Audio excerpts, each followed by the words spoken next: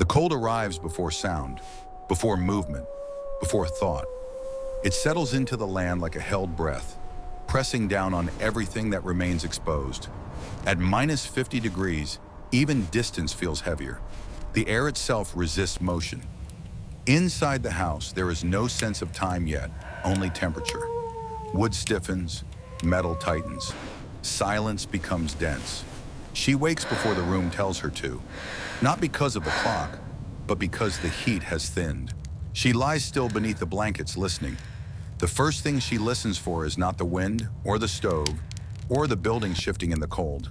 It is breathing, slow, uneven, present. Only after she confirms that does she move.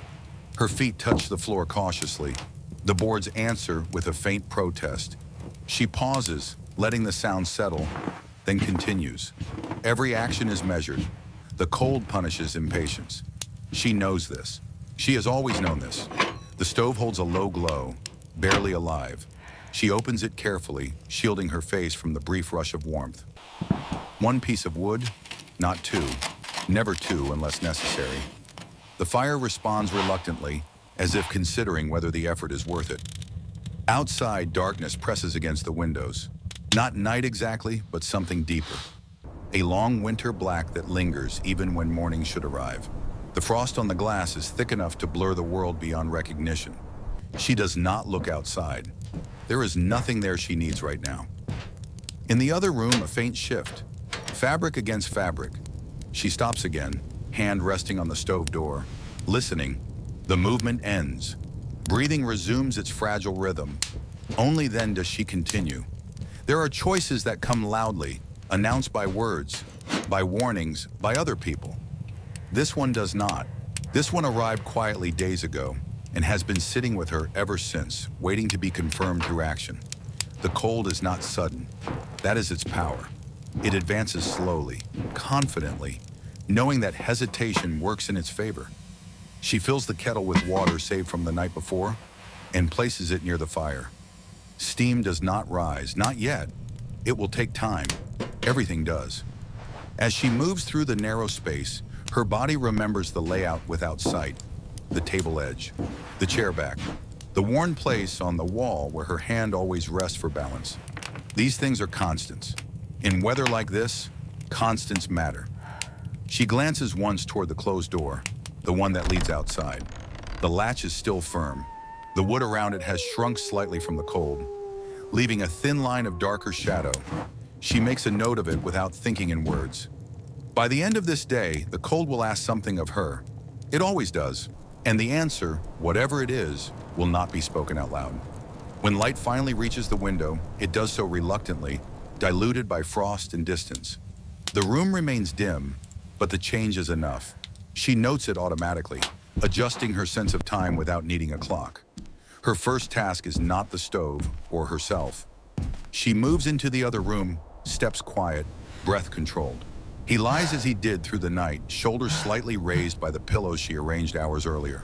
She places 2 fingers against his wrist, counts without numbers. The rhythm is slower now, not dangerous yet, but closer. She adjusts the blankets, sealing in what warmth remains. His eyes open briefly. They do not focus. She says his name anyway, softly, as if anchoring him to the room. His lips move. Nothing comes out. She waits, then continues. Breakfast is minimal. A single slice of bread warmed near the stove. Hot water instead of tea. She eats standing, turning occasionally so the heat touches different parts of her body. Sitting too long allows the cold to creep back in. Outside, the wind begins to move with intention. It slides along the walls, testing seams, listening for weakness. She listens too, recognizing the pitch of it, the way it changes direction without warning. There were alternatives. She is aware of them. A neighbor miles away who might have come if asked early enough. A place farther south where winters are still harsh, but forgiving. A road that exists on maps and memory. She does not think about these things directly. They remain at the edges of her awareness, like landmarks passed in the dark. By mid-morning, the stove has stabilized, but the heat it gives off is thin, enough to keep the room alive, not enough to relax. She feeds it again, careful to space the wood. Each piece represents time. She checks him again, lifts his hand, rubs warmth back into the fingers. His skin is cool, not cold. The difference matters. The radio crackles briefly, then dissolves into static. A voice from far away mentions numbers, temperatures, warnings. The sound fades. She does not try to bring it back. She already knows what is coming. The house contracts as the cold deepens. She feels it in her knees, in the way the air seems to press downward. The windows thicken with ice patterns, sharp and delicate at once. As the day drifts forward, uneventful but tense, she becomes aware of how narrow the margin is, how little room there is for error, and how completely alone the responsibility is. The cold does not rush, it waits. The first sign of trouble is subtle. The stove hesitates. When she opens the door to add wood, smoke lingers longer than it should, curling back toward the room before finally lifting. She closes the door slowly, heart steady, mind already adjusting. She knows this pattern. Extreme cold can press down on the chimney, choking the draft. It has happened before, but never this early, never this hard. She waits, opens the vent slightly, tries again. This time the smoke lifts cleanly. She exhales, only now realizing the tension in her chest. In the other room, he coughs. The sound is thin, scraping. She is beside him immediately, supporting his shoulders, listening to his breathing settle again. It does, slowly.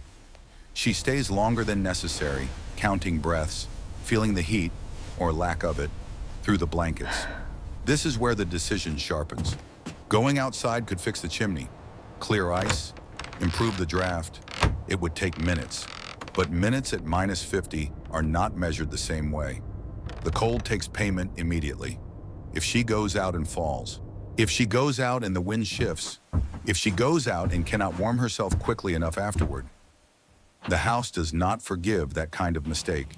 She returns to the stove, adjusting its rhythm instead. Smaller pieces of wood, more frequent feedings, a steadier burn. It will cost her sleep, it will cost her strength, but it keeps her inside. Afternoon never fully arrives. The light fades almost as soon as it appears. The wind settles into a constant presence, no longer testing, simply applying pressure. She layers her clothing without adding bulk, careful not to restrict movement. She drinks water even when she does not feel thirsty. Dehydration hides well in cold like this. The radio remains silent. The world beyond the walls feels distant, theoretical. She stands by the door once, hand on the latch, coat pulled on but not fastened. She feels the vibration of the wind through the wood. The cold on the other side feels solid, like an object waiting. Behind her, the stove ticks softly. In the other room, breathing continues. She removes the coat and hangs it back up. As evening closes in, she understands that the night will not be about fixing everything. It will be about maintaining balance, about staying awake, about staying present. The decision is no longer ahead of her. It is happening now. Darkness arrives fully, erasing what little distinction there was between day and night. The house becomes its own small world, defined by heat gradients and sound. She rearranges the space with care, moving furniture closer, narrowing the area that needs to stay warm. Blankets are layered strategically, edges tucked to prevent drafts. Nothing is done for comfort alone. Everything has purpose. The wind intensifies, finding a loose board and whirring it repeatedly. The sound is sharp, persistent. She notes it but does not investigate. Fixing it would mean exposure. Exposure would mean risk she cannot afford. The stove demands attention every 40 minutes now. She feeds it, listens, adjusts. Her movements become rhythmic, almost meditative. Sit, listen, stand, feed, check. He stirs more often as the night deepens. His breathing grows faster, then slows. She supports him through each shift, speaking softly, anchoring him to the moment. You're not alone in this. Her voice remains calm. There is no room for panic here. Exhaustion creeps in quietly. She feels it in the heaviness of her limbs, the slight delay between thought and action. She counters it by standing whenever possible, pacing the narrow path between stove and bed. At the coldest point of the night, the stove falters again. The draft weakens. Smoke threatens to spill. She reacts instantly, opening vents, rearranging wood, coaxing the fire back to cooperation. Her hands move on memory rather than thought. Minutes stretch. The fire stabilizes. The smoke clears. She leans against the table, steadying herself, allowing her breathing to slow. This is the center of the night, the point past which leaving would no longer help. He opens his eyes once. This time, they focus briefly. She squeezes his hand. He squeezes back faintly. It is enough. The wind does not stop. The cold does not ease. But the house holds. She remains awake, upright, attentive, guarding the thin line between warmth and loss, knowing that this is what staying truly means. The longest hours come just before the cold begins to release its grip. Her body feels drained, as if the heat she has protected all night has passed through her rather than stayed with her. Her hands tremble slightly. She notices and adapts. He coughs again, longer this time. She supports him, encouraging slow breaths, counting softly. The cough subsides, leaving him weaker. She adjusts the blankets, presses her palm to his chest, monitoring warmth. The woodpile is nearly exhausted.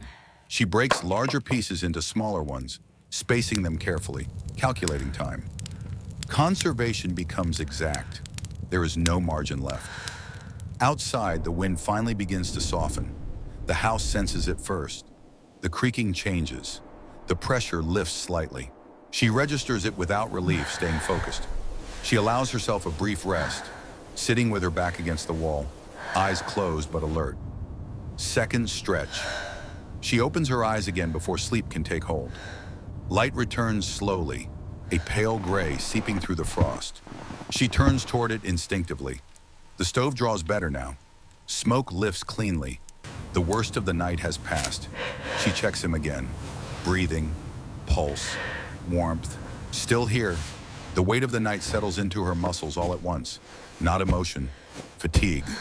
She stands, bracing herself, letting it pass. The cold is not finished with the season.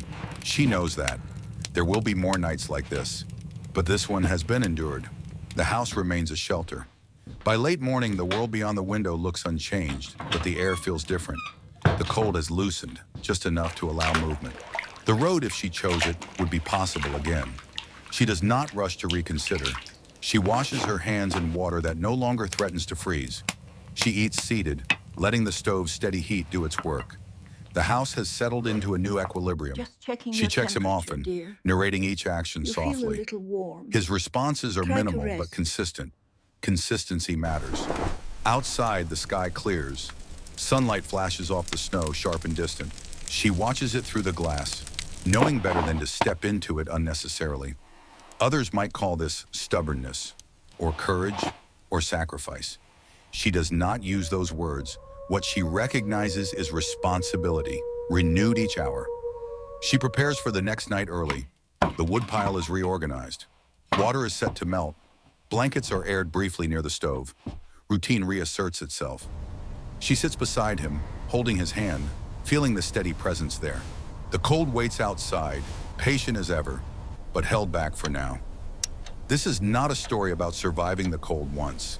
It is about choosing again and again to remain where care is needed. Some people escape winter, others stay inside it and quietly keep someone else alive.